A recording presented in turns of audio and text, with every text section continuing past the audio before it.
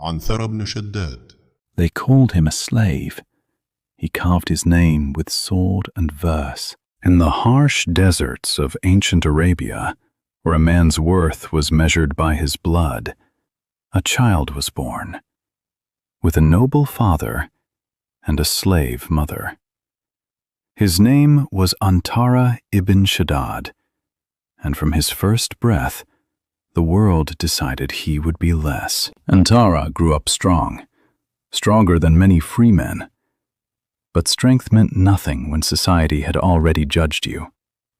They called him the son of the slave. They used his body, but denied his name. He guarded their camels, he defended their land, yet he remained invisible, not because he lacked courage, but because the world feared his greatness. Inside Antara burned a quiet rage, not the rage of revenge, but the rage of dignity. He did not beg for freedom, he prepared for it. He trained in silence, he fought in shadows. And when danger came, he was always the first to stand, and the last to fall. Then there was Abla, beautiful, noble, untouchable. She was not just a woman he loved, she was the proof of everything he was denied. To love Abla was to challenge the laws of the tribe. To desire her was to declare war on his fate. So Antara did what he always did. He turned pain into poetry. One day, war came. The tribe was losing. Fear spread. Men fell. And Antara stood still. His father shouted, "Fight, Antara!"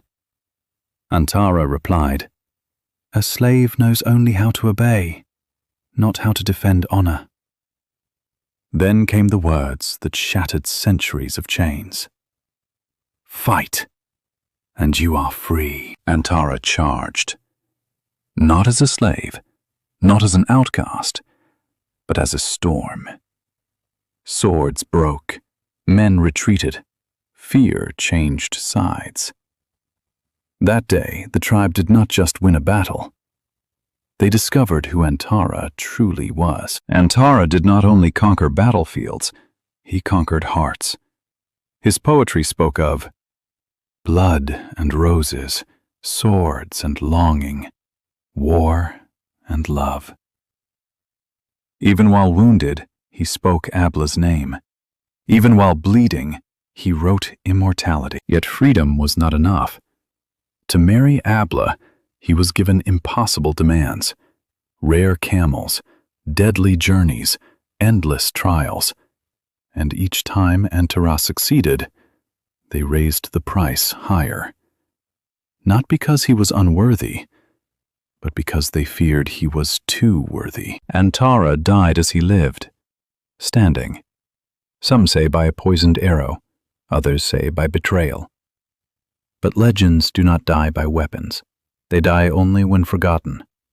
And Antara was never forgotten. Antara Ibn Shaddad was not just a warrior. He was proof that dignity cannot be inherited. Love can be. Resistance and freedom is taken, never given.